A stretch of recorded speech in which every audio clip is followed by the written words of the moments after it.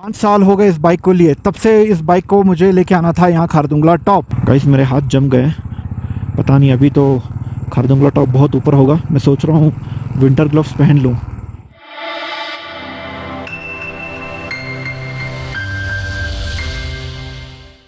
Hello नमस्ते आदाब and welcome back to my YouTube channel Barid vlogs. Date है 7 सितंबर, time हो रहा है सुबह के 7:36।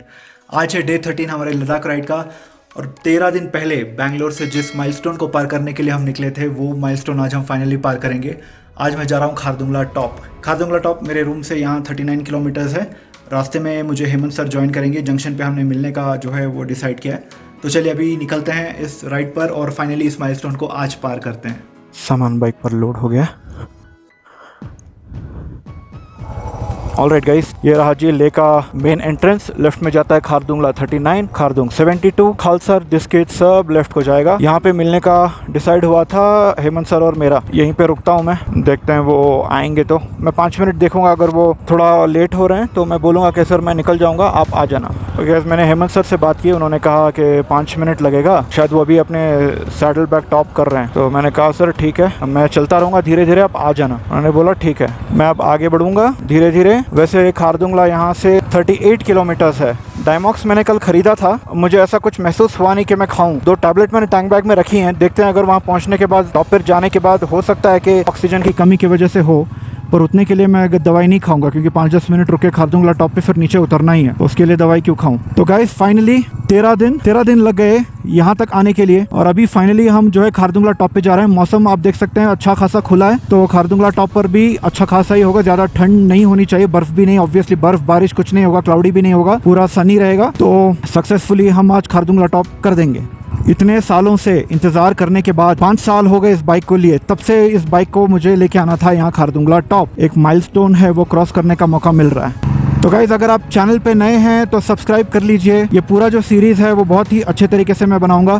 बात करूं मैं ले सिटी की, तो जैसा कि आपने देखा पिछले 2 दिन जो है बाइक की सर्विसिंग में, परमिट बनवाने में, और दूसरा जो ले मार्केट वगैरह में लोकली घूम लिया। और बाकी जितने भी दूसरे जगह थे जो मैंने कल बताया आपको, ले palace, Shanti stupa, hall of fame, वो सब भी जगह थी। अगर आप कभी ले आते हैं और तो इन सारी जगहों पर आप घूम सकते हैं। परमिट का मैं बता दूं कि कितना हुआ। 400 रुपया बेसिक अमाउंट होता है आपको, जो यहाँ के इको टूरिज्म या DC ऑफिस में जमा करना होता है। उसके बाद आपको जितनी भी जगह जानी होती है, पहले ऐसा था कि हर एक जगह का एक अमाउंट होता था, वो आपको पे करना होता था अलग से। तो अभी वो हटा दिया गया है, आपको बस 400 रुपये पे करने हैं और फिर आप घूम सकते हैं पूरा। जितना भी इनर लाइन परमिट वाले जो जितनी भी जगह थे, वो सारे आप बस उस 400 रुपये का एक बेसिक अमाउंट करके फिर आप घूम सकते हैं। 400 रुपया जो है वो अमाउंट है। एजेंट ने जो है वो 150 लिया, दूसरे सब 100 में कर रहे थे, ये 150 ले लिए। ओहो भाई साहब, देखिए कितना खूबसूरत लग रहा है। पूरा ले सिटी दिखेगा आपको यहाँ से। और भी ऊपर चलते हैं, वहाँ से नज़ारा और अच्छा होगा। एक और चीज़ बता दूं, कल मंडे था और ले में नॉनवेज कहीं पे भी जो है अवेलेबल नहीं था। ना बुचर शॉप्स ओपन थे, ना होटल्स में वो मिल रहा था कुछ भी नॉनवेज। तो पूछने पे पता चला कि कोई ऑस्पिशियस डे है, और ये 12 दिन में एक बार रैंडमली कभी भी आ सकता है। उनका टिबेटन कैलेंडर है, तो टिबेटन कैलेंडर के हिसाब से जब भी वो ऑस्पिशियस डे पड़ता है, उस टाइम पे नॉनवेज ले में कहीं पर भी आपको नहीं मिलेगा, ना होटल्स पे, ना बुचर शॉप्स पे, कहीं पर भी नहीं मिलेगा। हाँ जी, तो चेक पोस्ट है यहाँ। अच्छा ओके, आधार कार्ड, अच्छा ओके। परमिट कुछ देखेंगे?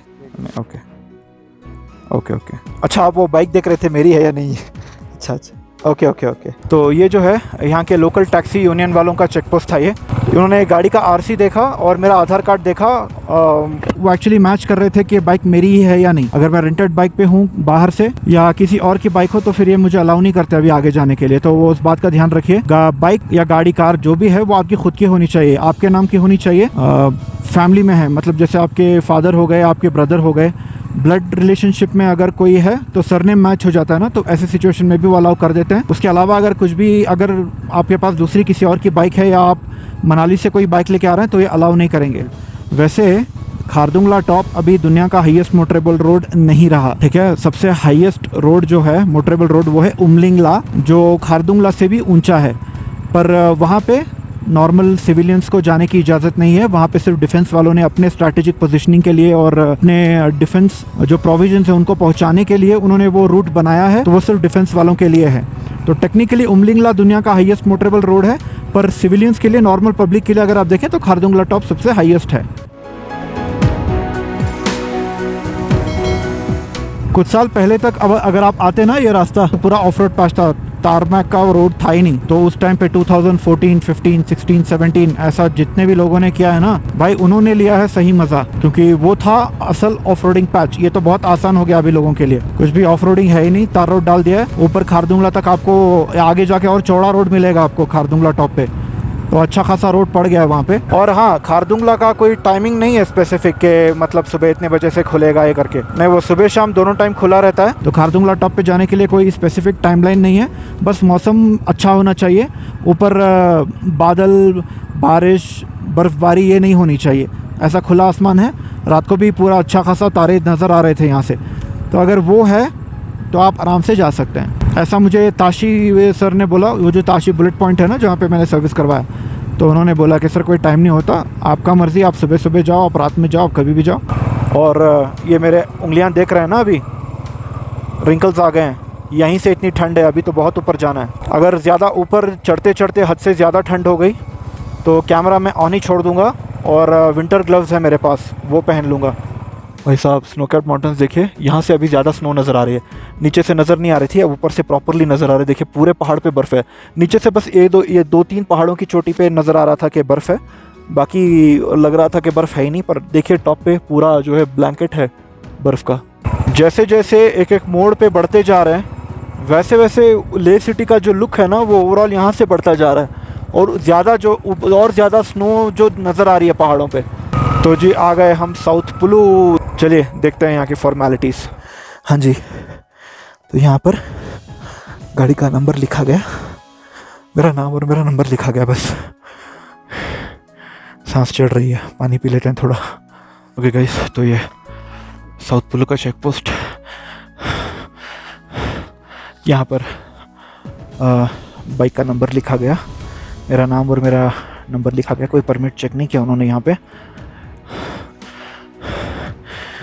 बस ये 6-7 सीढ़ियाँ चढ़ी और मेरी सांस फूल गई, तो मुझे अंदाज़ा हो गया मुझे ज़्यादा एक्टिविटी नहीं करनी चाहिए यहाँ। चलिए आगे बढ़ते हैं। तो जी साउथ पुलू का चेक पोस्ट क्रॉस हो गया। खारदुंगला टॉप यहाँ से 14 किलोमीटर है, अगला जो चेक पोस्ट आएगा वो बोल रहे थे 28 किलोमीटर्स पे आएगा। साउथ पुलू 15,300 फीट पे है। टाइम है अभी 8:45 जब मैं साउथ पुलू गया था।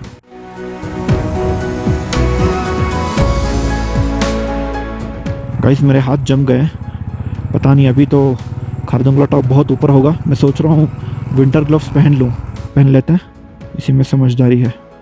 मुझे पहले ही पहन लेने चाहिए थे ये ग्लव्स, थोड़ा बेहतर फील हो रहा है अभी। वैसे जैकेट की ज़रूरत महसूस नहीं हो रही है मुझे, पर हाथ जो हैं वो बहुत ज़्यादा एक्सपोज हो गए थे। मुझे लग रहा है कि आरपीएम का स्क्रू मुझे थोड़ा बढ़ा देना चाहिए था। ग्लेशियर नज़र आ रहा है और भी दूसरे पहाड़ यहाँ से दिखा, पूरे बड़े बड़े पहाड़ों की चोटी। अच्छा, हिमालयन रेंज मुझे पता नहीं कहाँ है यार, वो मुझे देखना था, हो सकता है यही वाली हो हिमालयन रेंज। तो गाइस शायद ही कभी कोई इतने एक्सट्रीम कंडीशन से भी ज़्यादा बाइक चलाया होगा। ओहो, मतलब समर के टाइम पे बता रहा हूँ, जहाँ इतनी धूप हो और फिर भी इतनी ठंड है। ओ हो भाई साहब, यार हेमंत सर तो मुझे मिले ही नहीं यार, पता नहीं कितने पीछे रह गए वो।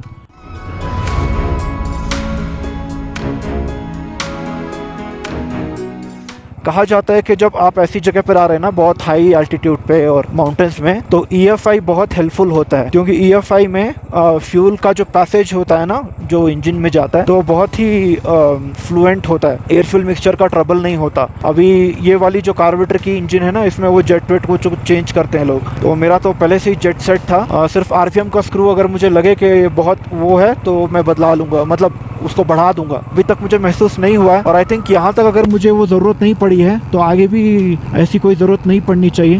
भाई साहब सोचो, ये विंटर ग्लव्स पहन के अभी अंदर फ्रीज हो रही है मेरी उंगलियां, ये अभी मैंने नहीं पहना होता तो क्या होता। आ गए क्या?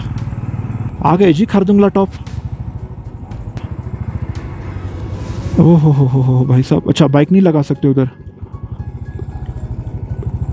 लगा सकते हैं। अच्छा मैं उधर लगा लूँगा ना बाइक, प्रॉब्लम क्या है।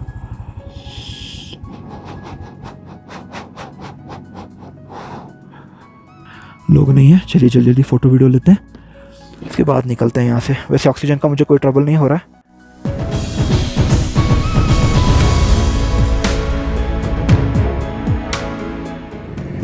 तो जी फाइनली पहुँच गए हैं खारदुंगला टॉप, जिस माइलस्टोन को क्रॉस करने के लिए बैंगलोर से निकले थे और 3,500-4,000 किलोमीटर का डिस्टेंस कवर किया था 13 दिन में, वो पॉइंट फाइनली यहाँ है। तो खारदुंगला टॉप मैंने क्रॉस कर लिया।